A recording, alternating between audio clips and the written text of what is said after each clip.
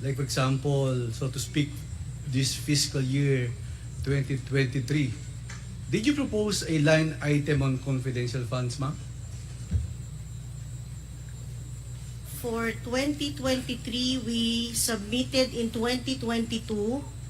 Ang submission po natin officially is May of 2022. So, wala po doon sa proposal namin yung confidential fund. So kailan po yun ay pasok yung confidential funds? Your Honor, technically, submitted na po yung proposal ng 2023 by May.